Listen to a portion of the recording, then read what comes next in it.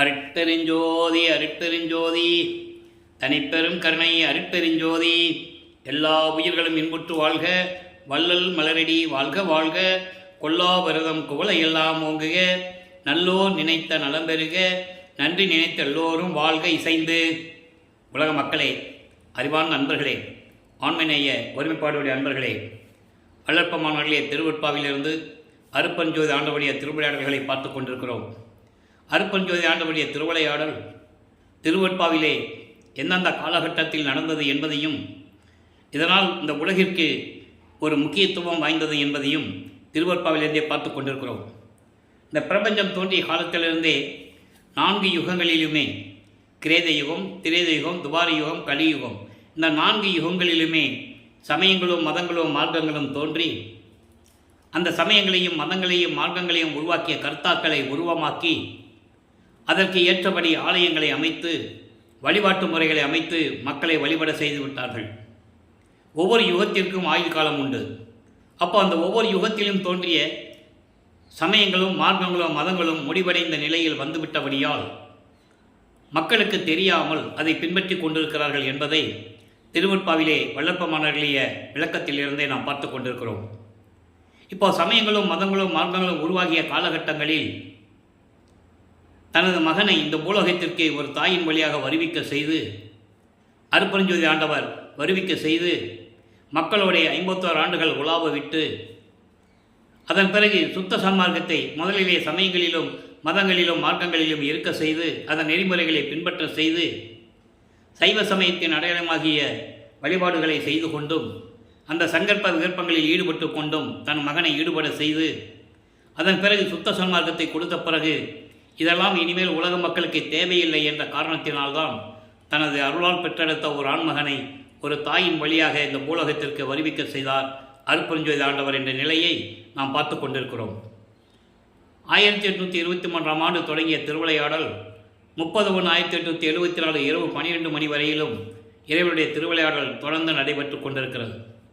இந்த 51 ஆண்டுகள் திருவிளையாடல்களை 8 ஆண்டுகளாக பிரித்து தனது மகனுக்கு அருளை கொடுத்து கொண்டிருக்கிறார் என்பதை நாம் பார்த்து கொண்டிருக்கிறோம். வல்லற்பமானவர்கள் வருவிக்க விட்ட இடம் மருதூர் என்ற கிராமத்திலே, சிதம்பரம் அருகில் இருக்கின்ற மருதூர் என்ற கிராமத்திலே ராமையாப்பிள்ளை சின்னையம்மையர்களுடைய இல்லற வாழ்க்கையில் சைவகுலத்திலிருந்து வருவிக்க உற்றார். வருவிக்க உற்றார் என்பது ஏற்கனவே நம்ம விளக்கங்கள் கொடுத்திருக்கிறோம். வருவிக்க உற்றவருக்கு பிறப்பு இறப்பு இல்லை. இறைவனுடைய அருளாற்றாளர் நேரடியாக பெற்றெடுத்த ஒரு மகனை ஒரு தாயின் வழியாக வருவிக்க செய்தார். காரணம் ஏற்கனவே விளக்கங்கள் எல்லாம் நாம் பார்த்து விட்டோம். சமயங்களும் மதங்களும் மார்க்கங்களும் சூழ்ந்திருந்த காலகட்டங்களில் தன் மகனை வருவிக்க செய்தார் அருப்பெருஞ்சோதி ஆண்டவர்.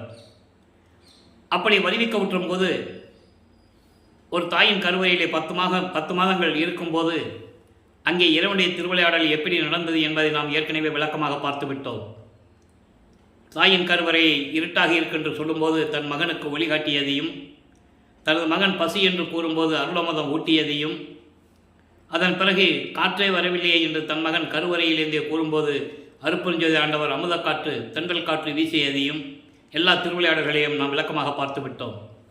அதன் பிறகு இந்த பூலகத்தை தொட்டவுடன் ஒரு தாயின் கருவறையிலிருந்து வெளியே வரும்போது வானவர்களும் தேவர்கள் எல்லாம் எங்களை எல்லாம் ஆளப்போகும் அருள் கடலை என்று சொல்லி வாழ்த்து வரவேற்கிறார்கள்.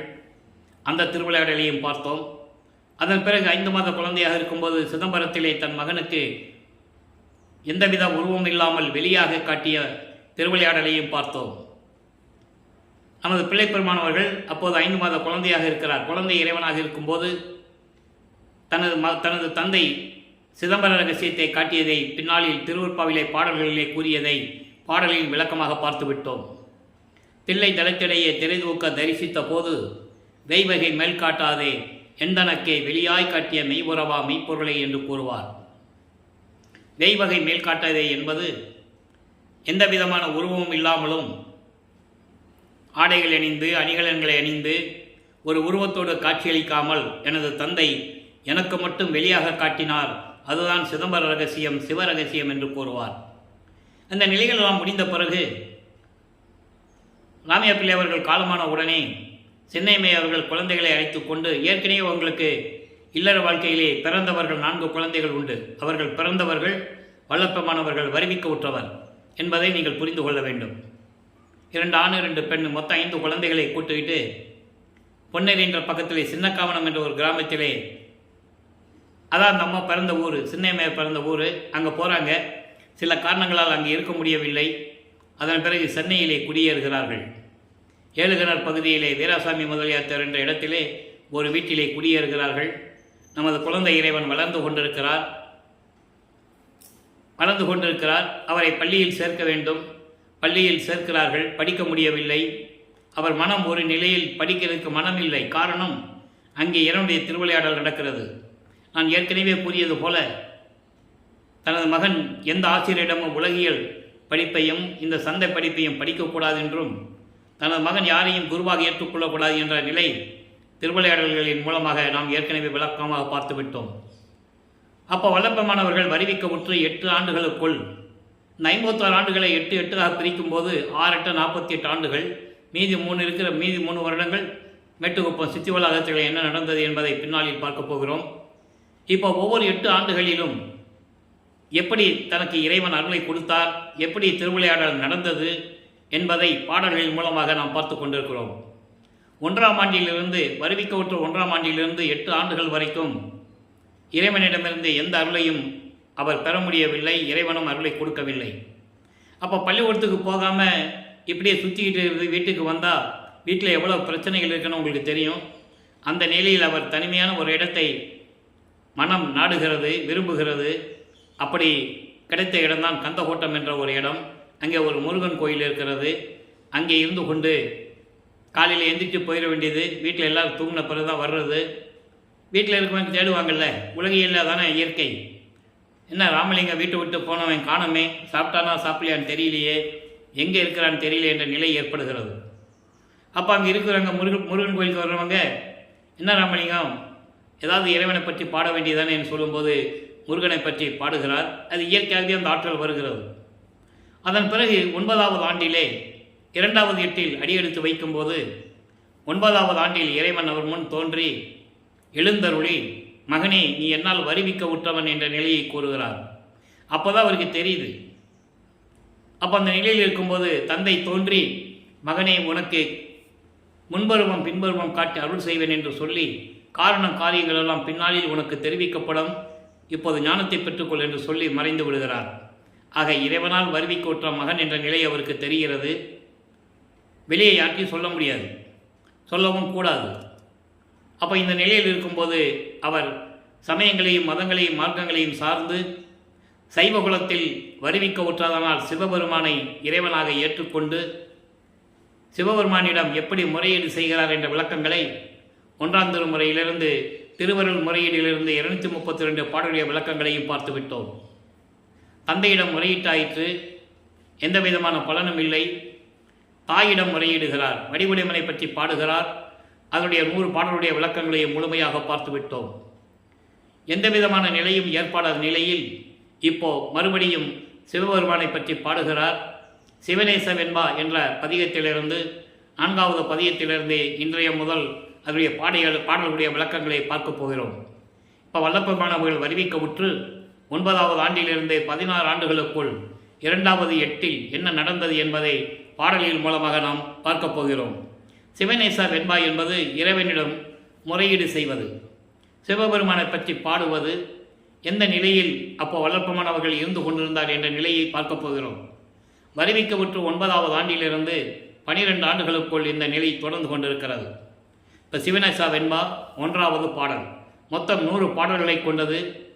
ஒவ்வொரு பாடலின் மூலமாக நாம் இந்த விளக்கங்களை பார்க்க இருக்கிறோம். சீர் சான்ற வேத செம்பொருளே, சீர் சான்ற வேத செம்பொருளே, சிற்சொரூப பேர் சான்ற உண்மை பிரம்மமே, நேர் சான்றோர் நாடும் பரசிவமே, நாயேனுக்கு அன்பு நின்பால் நீடும்படி நீ நிகழ்த்து. இறைவா, உன்னால் நான் வருவிக்க உற்று பல துன்பங்களை அனுபவித்துக் கொண்டிருக்கிறேன். நீ உனது மகன் என்று கூறிவிட்டாய், எந்த விதமான அருளையும் கொடுக்கவில்லை என்று சொல்லி இந்த பாடலை அவர் இறைவனிடம் முறையீடு செய்கிறார். பேரும் புகழும் விளங்குகின்ற வேதங்களின் ஒப்பற்ற இறைவனே, மெஞ்ஞான புகழோடு விளங்கும் உண்மை நெறி கடவுளே. அதான் சொல்கிறாரு, சொற்ப பேர் சான்ற உண்மை பிரமமே, மெஞ்ஞான புகழோடு விளங்கக்கூடிய உண்மை நெறி கடவுளே, நேர் சான்றோர், அதாவது உன்னுடைய சான்றோர்கள் அடியார்கள் வணங்கக்கூடிய பரசிவமே, இந்த ஏழைக்கு நாய் போன்று திரிந்து கொண்டிருக்கிறேனே இந்த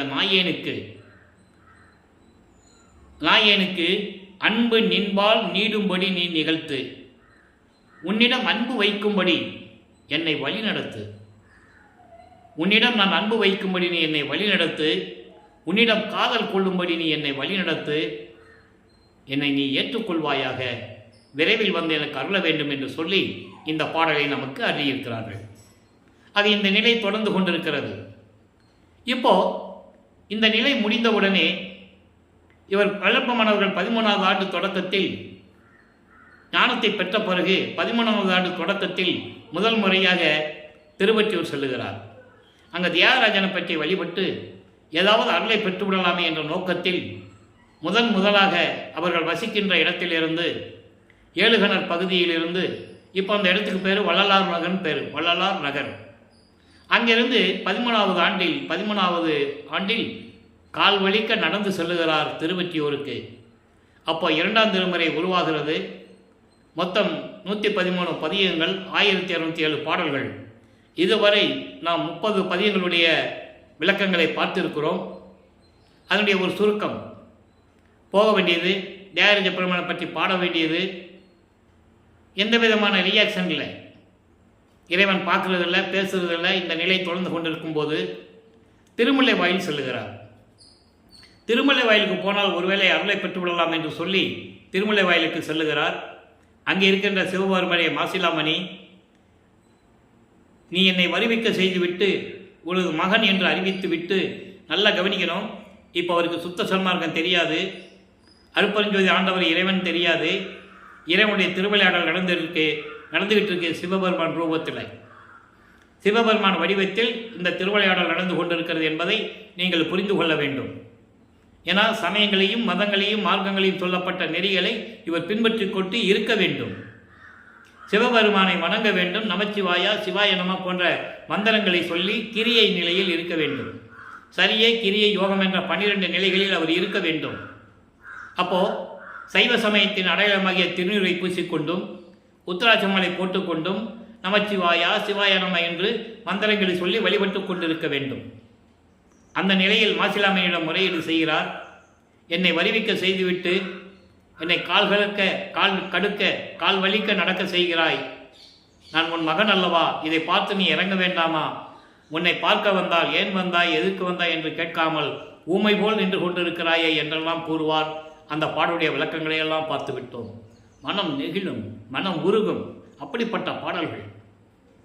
அதன் பிறகு அங்கேயும் எந்த விதமான பலனும் கிடைக்கவில்லை என்பதை அறிந்து கொண்டு திருவழித்தாயம் என்ற ஒரு இடம் இருக்கிறது. திருவழித்தாயம் அதுவும் சென்னைக்குள்ளே தான் இருக்குது. வில்லிவாக்கத்திலிருந்து ஒரு 15 கிலோமீட்டர் இருக்கணும் என்று நினைக்கிறேன்.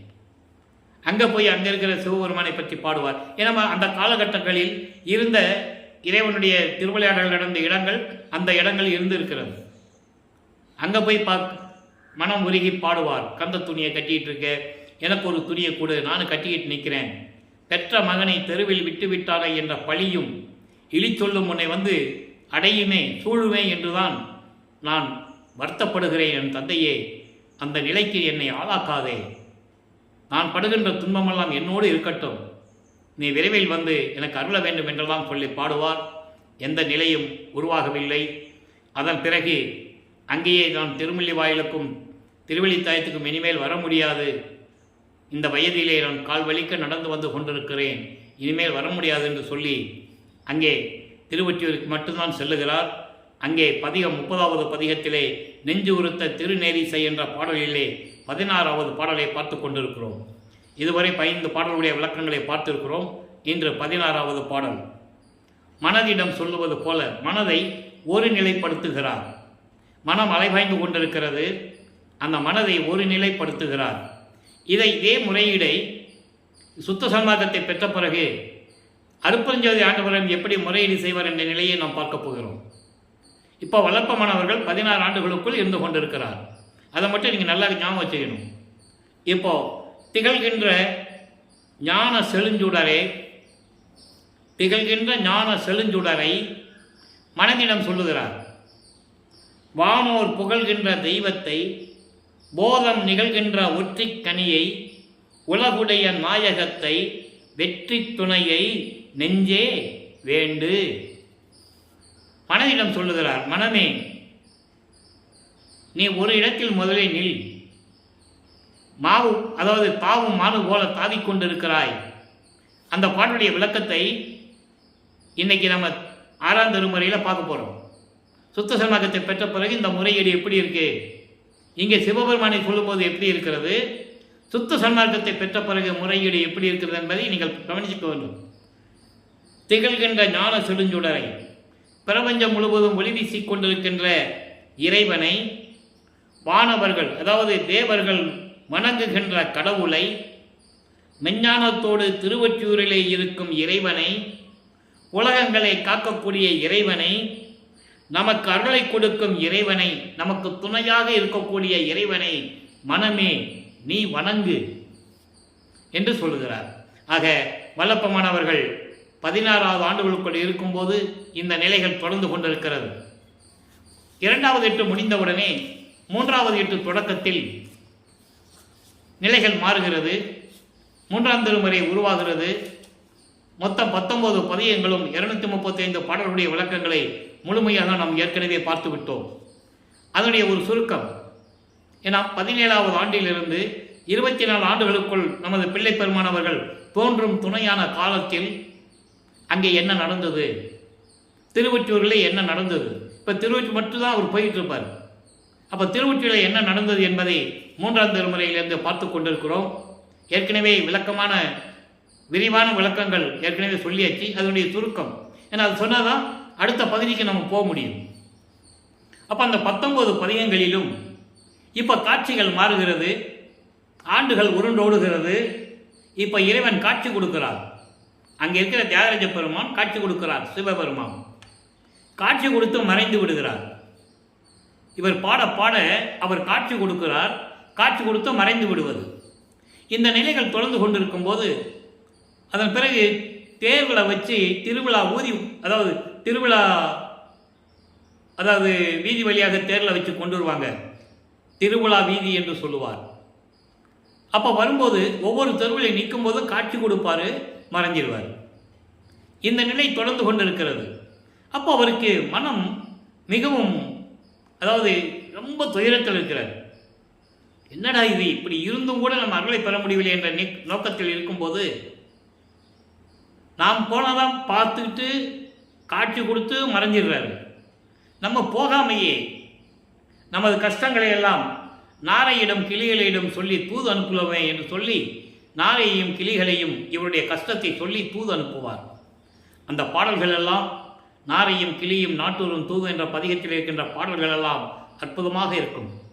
தன்னை காதலியாகவும் இறைவனை காதலனாகவும், தன்னை தலைவியாகவும் இறைவனை தலைவனாகவும் வர்ணனை செய்து நாரையிடம் சொல்லி, நீ தியாகராஜ பெருமாட்டு போய் சொல்லு, தலைவி எங்கள் தலைவி என்றால் தன்னை தலைவியாக உருவகப்படுத்துகிறார். காரணம், காதலை சொல்ல வேண்டும் என்றால் அங்கே தன்னை ஒரு பெண்ணாக உருவகப்படுத்த வேண்டும் என்பதனால் அந்த காதலை சொல்லுகிறார்.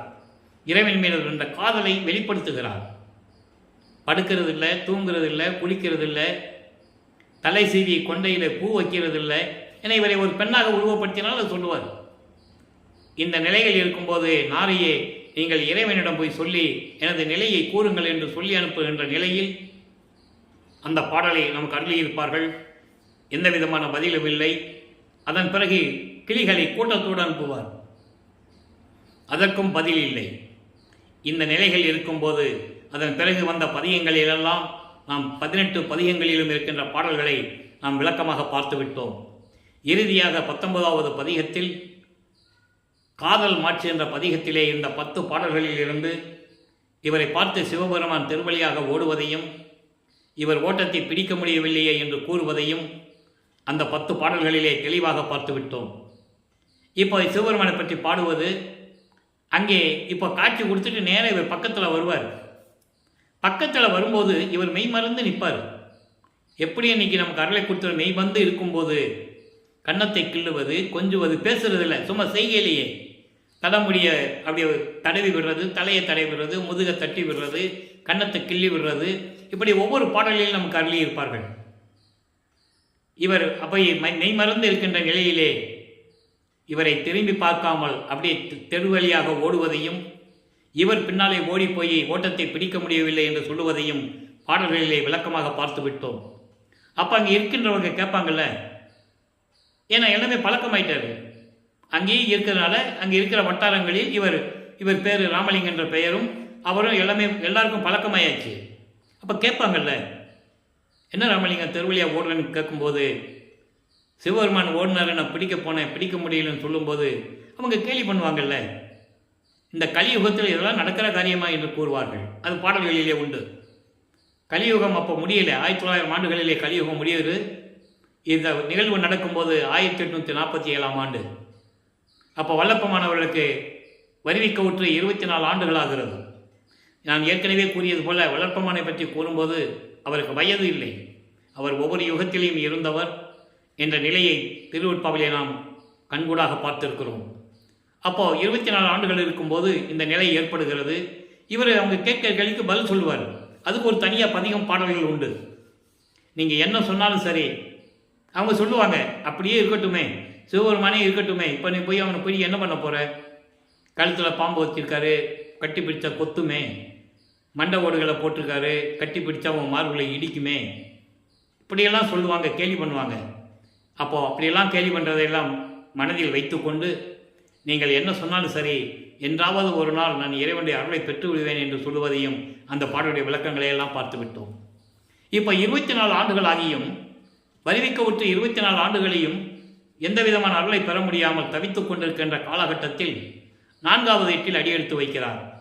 4 32 25வது ஆண்டிலிருந்து 32 ஆண்டுகளுக்குள், அந்த 8 ஆண்டுகளுக்குள் என்ன நடந்தது என்பதை 4ஆம் திருமுறையில் இருக்கின்ற 8 பதிகங்களில் இருந்தும் 197 பாடல்களில் விளக்கங்களை முழுமையாக பார்த்துவிட்டோம்.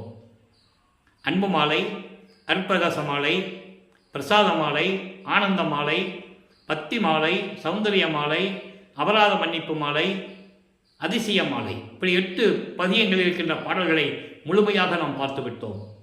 இங்குதான் இறைவனுடைய திருவிளையாடல் நேரடியாக எப்படி நடந்தது என்பதை நாம் ஏற்கனவே விளக்கமாக பார்த்தோம். அந்த நிலையில், அந்த சூழ்நிலையில் இவருக்கு 27வது ஆண்டில், அதாவது 1850ஆம் ஆண்டு, இவருக்கு 27 ஆண்டுகள் ஆகிறது வருவிக்கவுற்று. அப்போ இவருக்கு கல்யாணம் பண்ணணும்னு சொல்லி குடும்பத்தில் முடிவு பண்ணுறாங்க. இது உலகில் நடக்கக்கூடிய இயற்கை. ஒரு பிள்ளை வீட்டுக்கு அடங்காமல் அப்படியே சுற்றிக்கிட்டு இருந்தானா, இப்படியே கால் கட்டு போட்டோம்னா சரியாக வந்துடும் அப்படின்ற நிலையில் அங்கே வருவிக்கவுற்றதனால் ஏற்பட்ட சொந்தம் இருக்கிறது, அக்கா என்ற உறவு இருக்கிறது. அவங்களிடத்திலே தனக்கோடி அம்மையார் அங்கே ஒரு பெண்ணாக பிறக்கிறார்.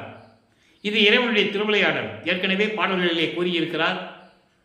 அந்த அம்மா இங்கே வந்து தான் இவர் வரிபெற்ற குடும்பத்தில் பிறக்கணும், அந்த அம்மாவுக்கு இவர் தாய்மாமன் ஆகணும், இவர் தாலி கட்டணும். தாலி கட்டினா தான் அந்த அம்மாவுக்கு மோட்ச வீடும் இந்த விமோசனமும் கிடைக்கும்.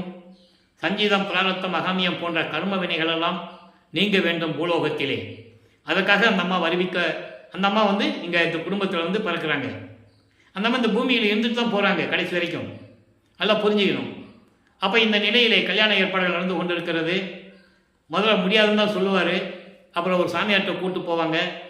அவர் பேர் ராமலிங்கம் தான். இப்போது வல்லப்பமானவர்களுக்கு சுத்த சன்மார்க்கம் இருப்பது தெரியும். அருப்பெருஞ்சோதி ஆண்டவருடைய மகன் என்று தெரியும். அருப்பெருஞ்சோதி ஆண்டவர் தான் இவர்கள் திருவிளையாடல்களை செய்து கொண்டிருக்கிறார் என்று அவருக்கு தெரியும். இந்த நிலையில் அங்கே கூட்டு போவாங்க அந்த சாமியார்கிட்ட. அவர் அருப்பெருஞ்சோதி ஆண்டவர் தான். தினமும் அங்கே உட்காந்து அப்பனும் பிள்ளையும் பேசிகிட்டு இருப்பாங்களே, அங்கே பார்ப்பாங்களே எல்லாரும், என்ன இவர் டெய்லி வந்து ஒரு சாமியார்கிட்ட பேசிகிட்டு இருக்காங்கன்னு நினைப்பாங்கல்ல. அப்போ இந்த நிலையில் இருக்கும்போது அவர் அனுமதி கொடுக்கிறார். ஏன்னா தந்தையிடமிருந்து அனுமதி வாங்க வேண்டும். அதுக்காக தான் இந்த திருவிளையாடல் நடக்குது. அதுக்கப்புறம் அந்த திருவிழா ஏற்பாட்டிலே எல்லாம் வந்து உட்கார்ந்துருக்காங்க.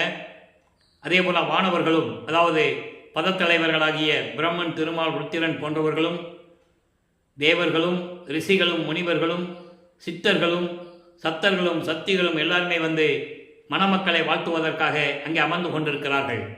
பாடலிலே சொன்ன விளக்கங்களை நாம் பார்த்து கொண்டிருக்கிறோம். அன்பர்களே, ஏற்கனவே நான் கூறியது போல இங்கே திருவருட்பாவின் விளக்கங்கள் மட்டும்தான் உண்மையானது.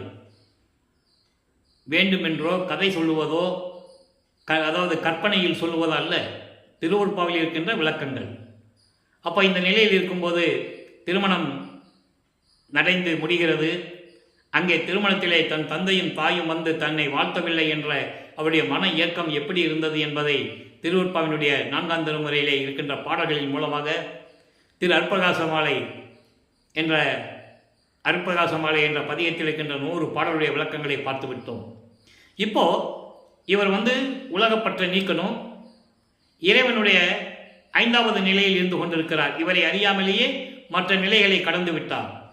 சரியை கிரியை யோகம் என்ற 12 நிலைகளையும், அது மதங்களையும் மார்க்கங்களையும் சமயங்களையும் சார்ந்த நிலைகள். உருவங்களை பார்த்து வழிபடுவது, அந்த உருவத்திற்கு மந்திரம் சொல்லி வழிபடுவது, அதாவது கற்பூரம் ஏற்றி தேங்காய் பழம் உடைச்சி குத்து விளக்கு ஏற்றி வழிபடுவது, இதெல்லாம் சங்கற்ப விகற்பங்கள். மத சார்ந்த யோக நிலையில் இருந்து கொண்டிருப்பது, மார்க்கங்களை சார்ந்த யோக நிலையில் இருந்து கொண்டிருப்பது, இந்த 12 நிலைகளையும் இப்போ கடந்து விட்டார். அப்போ உலகப்பற்றையும் நீக்க வேண்டும். இப்போ வல்லப்பமானவர்கள் இறைவனுடைய குணத்தில் 5வது குணத்தில் நின்று கொண்டிருக்கிறார். இறைவனுக்கு 8 குணங்கள் உண்டு. அருட்பெருஞ்சோதி ஆண்டவருக்கு தன்மையத்தனாதல், தூய உடம்பினாதல், இயற்கை உணர்வினாதல், முற்றிலும் உணர்தல், இயற்கையாகவே பாசங்களை நீக்குதல். இப்போ எல்லாமே அவருக்கு தெரியும். இறைவன் வந்து எல்லார்களையும் கொடுக்குறாரு. ஒவ்வொரு பாடல் மூலமாக பார்த்துட்ருக்கோம். அப்போ 5வது குணத்தில் இருக்கிறார். இயற்கையாகவே பாசங்களை நீக்குதல், பற்றுகளை நீக்குதல். உலகப்பற்றை நீக்க வேண்டும். எல்லாவற்றையும் நீக்கிக்கொண்டு வெள்ளாடை அணிந்து தலையிலே முக்காடு போட்டு ஒரு அறையிலே உட்கார்ந்து கொண்டு அறையை பூட்டி விட்டார். ரொம்ப பூட்டியாச்சு. இனிமேல் எங்கேயும் போகிறதில்லை, இறைவன் வரட்டுன்னு சொல்லி கதவை பூட்டி தாழ்பா போட்டு உள்ளே உட்காந்துட்டார். இப்போ அருட்பெருஞ்சார்ந்தவருக்கு மகனுடைய நிலை தெரியும். இப்போ மகனுக்கு அருளை கொடுக்க வேண்டும் என்ற நிலையில் விண்ணுலகிலிருந்து சுத்த சிவஞான வெளியிலிருந்து இறைவன் பூலோகத்திற்கு வந்து அந்த தெருவழியாக கால் வலிக்க நடந்து வந்து வீட்டு கதவை திறந்து ஒரு காலை உள்ள வச்சு ஒரு காலை வெளியே வச்சு எப்படி அருளை கொடுத்தார் என்ற நிலைகளை எல்லாம் நாம் பார்த்து விட்டோம். ஏன் ஒரு காலை வச்சு ஒரு காலை வெளியே வச்சு கொடுத்தார் என்ற விளக்கத்தையும் பார்த்தோம். ஏன்னா இவர் நினச்சிட்டு இருப்பார், சொல்லுவார், பாட்டில் இருக்கு, அவர் உள்ளே வந்த உடனே உள்ளே போட்டு தாப்பா போட்டு ரெட்டை தாப்பா போட்டுறணும்னு சொல்லுவார். அப்போ மகன் உள்ளே போச்சுன்னா பூட்டிடுவான். இப்போ 32 ஆண்டுகள் தான் முடிஞ்சிருக்கு. நீ 19 ஆண்டுகள் பாக்கி இருக்கு. 51 வருஷத்தில் 32 வருஷம் தான் முடிஞ்சிருக்கு, 19 வருஷம் பாக்கி இருக்கே. அப்போ இவன் கையில் சிக்கக்கூடாதுல்ல. அதனால் வெளியே இருந்து மகனை அழைத்து கட்டி அணைத்து என்ன அருளை கொடுத்தாள் என்றெல்லாம் பார்த்து விட்டோம். அதாவது ஏமசித்தி, சாகா கல்வி, தத்துவங்களை நிகரம் செய்தல், அதன் பிறகு கடவுள் நிலை அறிந்து அம்மையமாதல். இது புருஷார்த்தம் என்று சொல்லுவார். நம்ம ஏற்கனவே அந்த பதியத்திலே முந்தாநாள் போட்ட பதியத்தில் நம்ம பார்த்துட்டோம். சுத்த சன்மார்க்க நெறியும் மதங்களை சார்ந்த சமயங்களை சார்ந்த மார்க்கங்களை சார்ந்த நெறியும் எப்படி உள்ளது, சுத்த சன்மார்க்க நெறி என்பது என்ன என்ற சாகா கல்வி என்பது என்ன என்ற விளக்கங்களை நாம் பார்த்து விட்டோம். 6 பதிவுகளிலே பார்த்து விட்டோம். அதன் பிறகு ஏமசித்தியை பெற்றாச்சு. ஏமசித்தி என்பது பொன் செய்யக்கூடிய சித்தி மட்டுமல்ல, எதை தொட்டால் தங்கமாகும். அது மட்டுமல்ல, மற்ற சித்திகளும் தத்துவ சித்திகள்லாம் கூட சேர்ந்து அண்டங்களை ஒரு நொடியில் கடப்பது, பறந்து செல்வது, ஒரே இடத்தில் நினைத்த இடத்தில் இருப்பது, பல உருவங்களாக இருப்பது, இதெல்லாம் ஒட்டுமொத்தமான சித்திகள். அந்த நிலைகளெல்லாம் எல்லார்களையும் பெற்றுக்கொண்டார். இப்போ சாகா கல்வியை கற்க வேண்டும் தந்தையிடம், சுத்த சன்மார்க்கத்தை வாங்க வேண்டும். இப்போ வல்லப்பமானவர்கள் 4வது எட்டை முடித்து 5வது எட்டுக்குள் இருந்து கொண்டிருக்கிறார். 33வது ஆண்டிலிருந்து 40 ஆண்டுகளுக்குள் என்ன நடந்தது என்பதை, அந்த 8 வருடங்களில் என்ன நடந்தது என்பதை நாம் முழுமையாக விளக்கமாக பார்த்து விட்டோம். இப்போ சுத்த சன்மார்க்கத்தை வாங்கணும். 33வது ஆண்டில் தத்துவங்களை கடந்து, அண்டங்களை கடந்து, அந்தங்களை கடந்து சுத்த சிவஞான வழிக்கு சென்று கொண்டிருக்கிறார். அங்கே சுத்த சன்மார்க்கத்தை வாங்குவதற்காக அங்கே சத்தியஞான சபை வெளியிலே எல்லா தேவர்களும் மாணவர்களும் காத்து கொண்டிருக்கிறார்கள். சத்தியஞான சபை விழாக்கோலம் பூண்டுள்ளது. அங்கே தன் மகனை வரவேற்க அருட்பெருஞ்சாண்டவர் காத்து கொண்டிருக்கிறார். இவர் போன உடனே அங்கே தேவர்கள்லாம் சொல்கிறாங்க, ஏன் வெளியே நிற்கிறீங்கன்னு இவர் கேட்குறாரு. பாடல்களிலே விளக்கம் உண்டு. அதுக்கு அவங்க சொல்கிறாங்க, நீங்கள் போங்க சாமின்னு கை கட்டுறாங்க.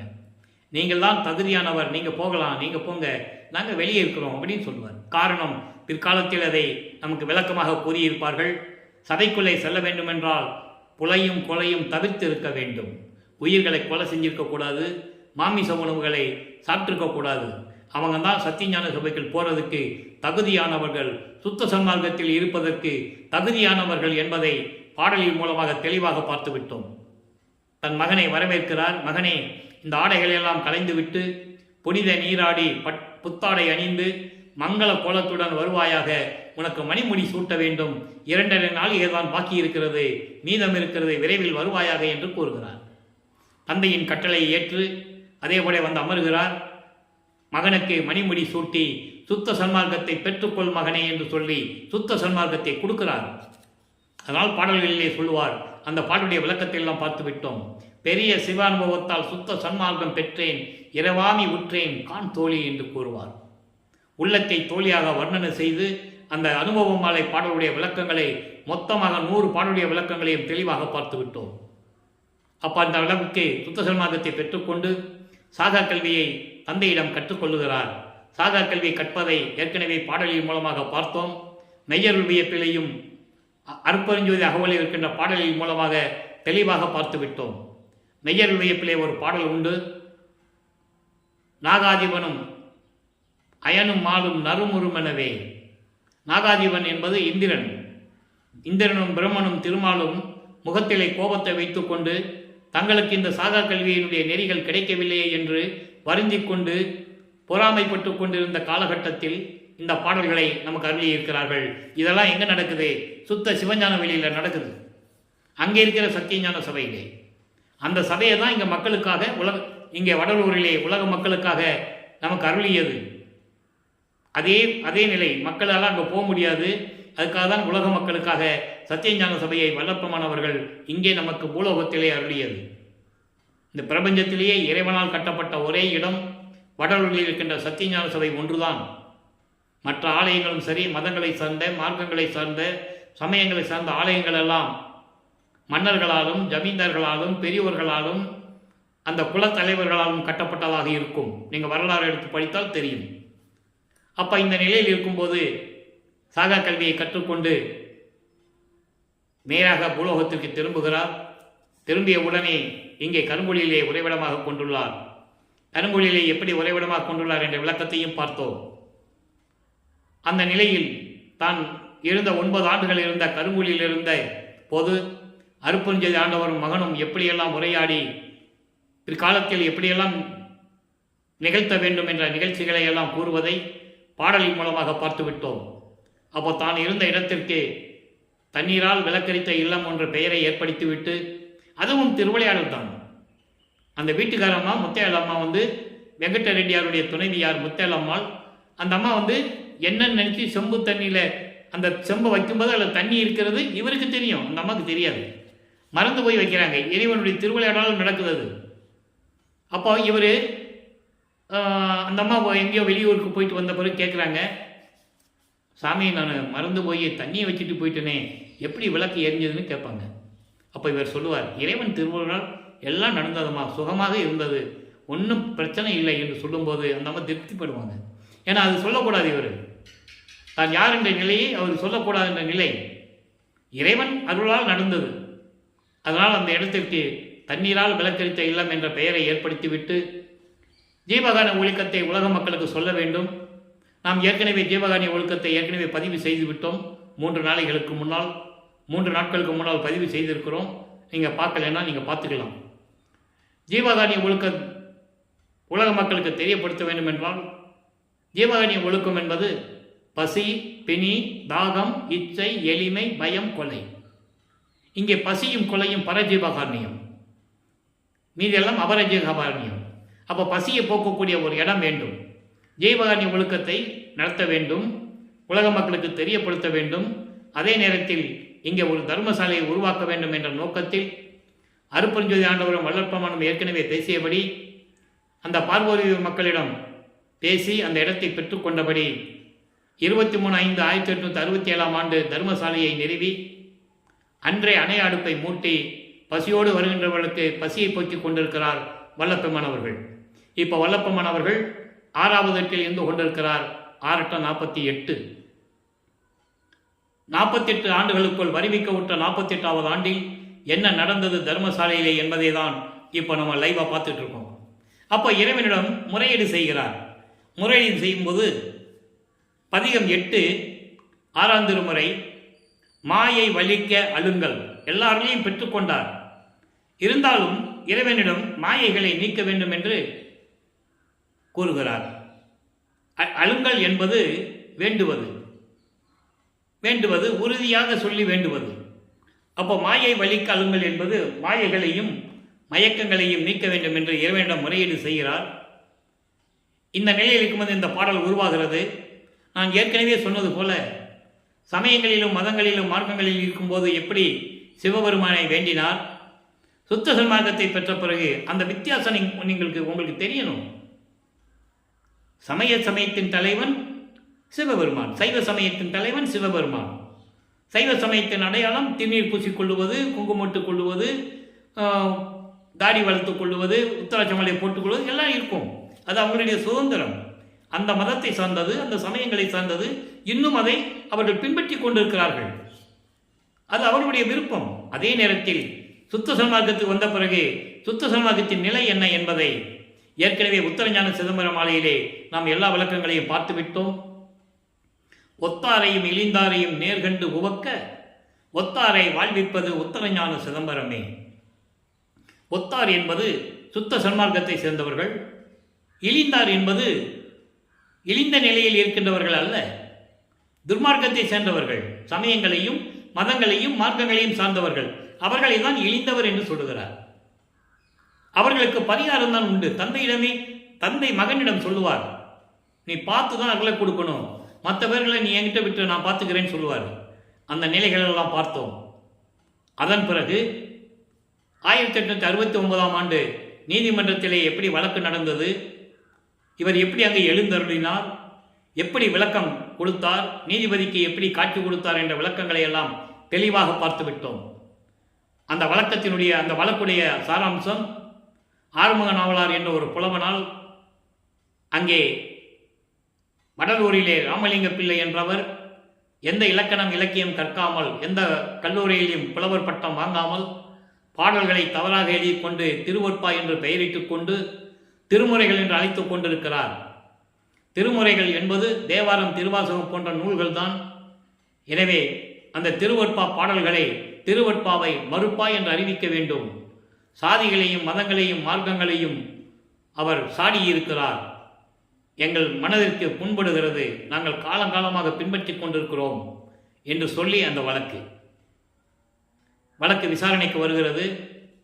நமது இறைவன் பிள்ளைப்பெருமான் அவர்கள் அங்கே எழுந்தருளுகிறார் என்பது திடீர்னு தான் போய் நிற்கணும். உலகிலே சொன்னது போல அவர் மாட்டு வண்டியிலேயோ நடந்தோ எல்லாம் போகிறது கிடையாது. அப்போ எல்லா அருளையும் பெற்றவர் அவர் என்பதை பாடலின் மூலமாக நிறைய ஆதாரங்கள் உண்டு. அப்போ அங்கே இருக்கிறவங்க நினச்சி பார்த்துட்டு இருக்காங்க, ராமலிங்கம் வரல, நம்ம பக்கம்தான் கேஸ் ஜெயிக்கும் அப்படின்னு நினச்சிட்டு இருக்காங்கல்ல. அப்போ திடீர்னு எழுந்தருளுகிறார். நீதிபதி கேட்கிறார், ராமலிங்க பிள்ளை அவர்களே, நீங்கள் பாடல்களெல்லாம் தவறாக எழுதி கொண்டிருக்கிறீர்கள் என்று சொல்லுகிறார்களே, எப்படி நீங்கள் பாடல்களை இயற்றினீர்கள் என்று கேட்கும்போது, இறைவனுடைய அருளால் நான் இயற்றினேன், என்னுடைய வார்த்தைகள் ஒன்றுமே இல்லை, நான் உரைக்கின்ற வார்த்தைகளெல்லாம் நாயகன் வார்த்தைகள் என்று கூறுவார். அந்த நிலையிலே நீதிபதிக்கு காட்சி கொடுக்கிறார், விளக்கம் கொடுக்கிறார். நீதிபதி உணர்கிறார். எனவே திருவொற்பாவை மறுப்பா என்று அறிவிக்க முடியாது என்ற தீர்ப்பை பெற்றுக்கொண்டு தர்மசாலையில் வந்து அமர்ந்து கொண்டிருக்கிறார். அப்போ இந்த மாயைகளையும் மயக்கங்களையெல்லாம் நீக்க வேண்டும் என்று சுத்த சன்மார்க்கத்தை பெற்ற பிறகு இந்த பாடலுடைய பதிவுகளை நாம் பார்க்க போகிறோம். அங்கே மனதை எப்படி சொல்லுவார், நெஞ்சுறுத்த திருநெறி செயலே மனதை எப்படி சொல்லுவார், திருவொற்றிருக்கின்ற இறைவனை வணங்க வேண்டும், உலகளெல்லாம் ஆளக்கூடிய இறைவன் என்றெல்லாம் சொல்லுவார். சுத்த சன்மார்க்கத்தை பெற்ற பிறகு அருட்பெருஞ்சோதி ஆண்டவரை ஆட்கொண்ட பிறகு எந்த நிலைகளை கூறுகிறார் என்பதை உலக மக்களுக்கு தெரிவிக்க வேண்டியது நமது கடமை. தாவு மான் என குதித்து கொண்டு நான் ஏற்கனவே சொன்னது போல மான் போல துள்ளி குதித்து ஓடிக்கொண்டிருக்கின்ற, அதாவது ஒரு நிலையில் இல்லாமல் திரிந்து கொண்டிருக்கின்ற மனதிடம் சொல்லுகிறார், தாவுமான் என குதித்து கொண்டு ஓடி, என்னுடைய மனம் அப்படி இருக்கிறது, நல்ல பருவம், அந்த பருவத்திலே தயலார் முளைத்தடம் படும் கடையேன். அதாவது இயற்கை அது. இவர் உலகியலில் இருப்பதனால் அந்த வரியை கூறுகிறார். அதாவது பெண்களின் மீது காமம் கொண்ட மனத்தோடு நான் திரிந்து கொண்டிருக்கிறேன். அவருக்கு காமம் இல்லை, நல்லா புரிஞ்சுக்கணும். உலக மக்களுக்காக சொல்லுகிறார், விளக்கி சொல்லுகிறார். காமம், குரோதம், லோபம், மோகம், மதம், ஆச்சரியம் 6 பிண்ட தூசிகளை நீக்கியவர் அவர். இறைவனிடம் முறையீடு செய்கிறார். இந்த நிலைகளெல்லாம் மாற வேண்டும். அப்படி இருக்கின்ற நான், அதாவது கூவும் காக்கைக்கு சோற்றில் ஓர் பொறுக்கும் கொடுக்க நேர்ந்திடா கொடியில் கொடியேன். அதுக்கு பிறகுதான் அவர் தர்மசாலையை நிறுவியது. அதாவது கூவுகின்ற காக்கா இருக்குல்ல, காக்காவுக்கு ஒரு சோறு பருக்க கூட கொடுக்க முடியாத நிலையில் இருக்கிறேன். விரும்பாத நிலையில் இருந்தாதானே கொடுக்கறதுக்கு, விரும்பாத நிலையில் இருந்து கொண்டிருக்கிறேன். ஓவராத உழல் ஈ என பல்கால், ஓவராத உழல் ஈ என பல்கால். அதாவது ஈ ஒரு இடத்துல இருக்காது, தொடர்ந்து ஓடிக்கிட்டே பறந்துக்கிட்டே இருக்கும். இங்கே உட்காரும், அங்கே உட்காரும். அப்படி ஈ போல நான் ஒவ்வொரு நாளும் தேடி தேடி அலைந்து கொண்டிருக்கிறேன் உணவிற்காக. அதனால தான் தர்மசாலையை நிறுவனது. நல்லா புரிஞ்சுக்கணும். நீங்கள் உணவுக்காக நான் ஓடி ஓடி அலைந்து கொண்டு அதை ஒரு தொழிலாகவே வைத்துக் கொண்டிருந்தேன். சமயங்களையும் மதங்களையும் மார்க்கங்களையும் சார்ந்திருந்த போது இந்த நிலை எனக்கு இருந்தது. அதையெல்லாம் சாவுரா வகைக்கு என்றால் மரணம் ஏற்படாமல், அதாவது மரணம் இல்லா பெருவாழ்வில் சாவுரா வகைக்கு என் செய்ய கடவேன். அதை பெறுவதற்கு நான் என்ன செய்ய வேண்டும்? சாகாத நிலை வேண்டும். அதை பெறுவதற்கு நான் என்ன செய்ய வேண்டும்? தந்தையே என்னை தாங்கிக் கொண்டு அருளே, தந்தையை என்னை ஆட்கொண்டு எனக்கு அருள வேண்டும் என்று கூறுகிறார். இந்த நிலை முடிந்த பிறகு அடுத்து சிவ சிவ ஜோதி என்ற பதிகத்திலே 118வது பதிகம் 1வது பாடல். இறைவன் எப்படிப்பட்ட இறைவன், தன்னை எப்படி ஆட்கொண்டார், மிகவும் எளிமையான நிலையில் கூறியிருப்பார். அதை பார்க்க போகிறோம். அதாவது சிற்பரமாம் பரஞ்சோதி அருள் சித்தெல்லாம் வல்ல சிதம்பர ஜோதி, சிற்பரமாம் பரஞ்சோதி அருள் சித்தெல்லாம் வல்ல சிதம்பர ஜோதி, தற்பர தத்துவ ஜோதி, என்னை தானாக்கி கொண்ட தயாநிதி ஜோதி. எல்லாம் கவனிக்கணும். அதாவது இறைவனுடைய நிலையை சொல்லுகிறார். சிற்பரமாம் பரஞ்சோதி என்பது மெஞ்ஞான நிலையில் இருக்கக்கூடிய சுயமாக தோன்றிய இறைவன், ஆதியும் அந்தமில்லா தோன்றிய இறைவன் அருட்பெருஞ்சோதி. அருள் சித்தெல்லாம் வல்ல சிதம்பர ஜோதி, எல்லா அருள் சித்துகளையும் கொண்ட, அருள் வல்லமை கொண்ட சிற்றம்பல சிவஜோதியின் பேர் இருக்கு. சிற்றம்பல சிவஜோதி என்பது அருட்பெருஞ்சோதி. நான் ஏற்கனவே கூறியிருக்கிறேன், சிதம்பரம் என்பது அருட்பெருஞ்சோதி. அதனால்தான் அவர் கையெழுத்து போடும்போது சிதம்பரம் ராமலிங்கம் என்று போடுவார். தந்தையினுடைய இன்சில முதல்ல போடுவார். அதனால சிதம்பர ராமலிங்கம் என்று போடுவார். சிதம்பரம் என்பது அருட்பெருஞ்சோதி. அதை இங்கே சொல்லுகிறார். சிதம்பர ஜோதி என்பது அருட்பெருஞ்சோதி. தற்பர தத்துவ ஜோதி, தற்பர தத்துவம் என்பது தத்துவங்களை கொண்ட இறைவன் அருட்பெருஞ்சோதி ஆண்டவர். இந்த தத்துவங்கள் என்று சொல்லும்போது 36 தத்துவங்களையும் 60 தத்துவிகளையும் கொண்டது. ஆன்ம தத்துவம் 24, வித்யா தத்துவம் 7, சிவ தத்துவம் 5. இந்த 36 தத்துவங்களை தான் 3 முத்தேவர்களுக்கும் மூர்த்திகளுக்கும் கொடுத்தது. பிரம்மனுக்கு கொடுத்தது, அதாவது ஆன்ம தத்துவ சக்தி, ஆன்ம தத்துவம், அது பிரம்ம தத்துவம் என்றும் கூறுவார். 24 பூதங்கள் 5, பொறிகள் 5, புலன்கள் 5, கண்ணேந்திரியங்கள் 5, அந்த கரணங்கள் 4. பூதங்கள் 5 என்பது உங்களுக்கு தெரியும். நிலம், நீர், நெருப்பு, காற்று, ஆகாயம். பொறிகள் 5, கண், காது, மூக்கு, வாய், மெய். புலன்கள் 5 ஒளி, ஒளி, சுவை, உணர்வு, நாற்றம். நாற்றம் என்பது உணர்வு, அதாவது நாற்றம் என்பது மனம். கண்மேந்திரியங்கள் 5 கை கால் அபானம் குறி வாக்கு மெய். அந்த கரணங்கள் 4: மனம், சித்தம், புத்தி, அகங்காரம். இந்த 24 தத்துவங்களையும் அதன் பிறகு வித்யா தத்துவமாகிய 7 திருமாலுக்கு கொடுத்தது. அந்த 7 தத்துவங்கள் காலம், நியதி, கலை, வித்தை, அராகம், புருடன், மாயை. அந்த 7 தத்துவங்களும் ருத்திரனுக்கு உரியது. ஈஸ்வர தத்துவம் 5: விந்து, நாதம், சுத்த வித்தை, ஈஸ்வரம், சதாக்கியம். இப்படி 36 தத்துவங்களையும் தான் வைத்து ஆண்டு கொண்டிருந்த அருட்பெருஞ்சோதி அதன் பிறகு உலகங்களை படைத்து, அதன் பிறகு அந்த உலகங்களுக்கு தேவையான தலைவர்களை படைத்து, அந்த தலைவர்களுக்கு தேவையான தொழில்களை படைத்து, அவங்களுக்கு தேவையான தத்துவங்களை கொடுத்து அருளாட்சி செய்ய சொன்னது அருட்பெருஞ்சோதி ஆண்டவர் என்ற நிலையை இங்க ஒரே வரியில கூறுகிறார். தற்பர தத்துவ ஜோதி. அந்த நிலைகள் எல்லாம் நீங்கள் அருட்பெருஞ்சோதி அகவலிலே பாடல்களிலேயும் திருவடி புகழ்ச்சியுள்ள பாடல்களிலேயும் நான் ஏற்கனவே விளக்கமாக கொடுத்திருக்கிறேன். மறையவன் செயல் உலகாக்கின்ற அதிகார வாழ்வை ஈந்தருளும் பதம். மறையவன் என்பது பிரம்மன். ஒரு பிரம்மன் அவனுடைய உலகத்தை செயலாற்றும்படி கட்டளையிட்டது அருட்பெருஞ்சோதி ஆண்டவர். இப்படி ஒவ்வொரு தத்துவ தலைவனுக்கும் உண்டு. இதை அருட்பெருஞ்சோதி அகவலிலேயே கூறியிருப்பார். நீங்கள் படித்திருப்பீர்கள், அகவல் படித்திருந்தால் தெரியும். சிருட்டி தலைவரை, சிருட்டி அண்டங்களை அருள்திரள் வகுத்த அருட்பெருஞ்சோதி. அப்போ நம்மளை யார் படைத்தது? ஏற்கனவே பிரம்மன், திருமால், ருத்திரன், மகேஸ்வரன், சதாசிவனுடைய ஆயுள் காலம் முடிந்து அவர்கள் எல்லா செயல்களையும் இழந்து இறைவனுடைய திருவடியில் இருந்து கொண்டிருக்கிறார்கள். அதன் பிறகுதான் சதாசிவனுடைய அந்த ஆயுள் காலம், அதாவது அந்த செயலாற்றுகின்ற காலம் முடியும் வரை இந்த 51 ஆண்டுகள் பாக்கி இருக்கும்போது தான் ஒரு ஆண்மகனை பெற்றெடுத்து, தன் அருளால் பெற்றெடுத்து செல்வப்பிள்ளை என்று பெயரிட்டு வளர்த்து, அந்த பிள்ளையை தான் ஒரு தாயின் கருவறையிலே இருக்க வைத்து இந்த உலகிற்கே வருவிக்க செய்தார் அருட்பெருஞ்சோதி ஆண்டவர். சுத்த சன்மார்க்கத்தை உலக மக்களிடம் சொல்வதற்காகவும், உலக மக்களை எல்லாம் சுத்த சன்மார்க்கத்தில் இணைத்து அவர்களும் எல்லா இன்பங்களையும் பெற்று இன்புற்று வாழ வேண்டும் என்பதற்காகவும் என்னை இந்த கலியுகத்தில் இறைவன் வருவிக்க செய்தார். நான் வருவிக்க உற்றேன் என்று கூறுவார். அகத்தை கருத்து புறத்தை வெளுத்திருந்த உலக அனைவரையும் சகத்தை திருத்தி சன்மார்க்கத்தை அடைவித்திட அவரும் இகத்தை பரத்தை பெற்று மகிழ்ந்திடுவதற்கென்றே என்னை முகத்தே இறைவன் வருவிக்க உற்றேன், அருளை பெற்றேனே என்று கூறுவார். அருட்பெருஞ்சோதி அகவலிலும் உண்டு.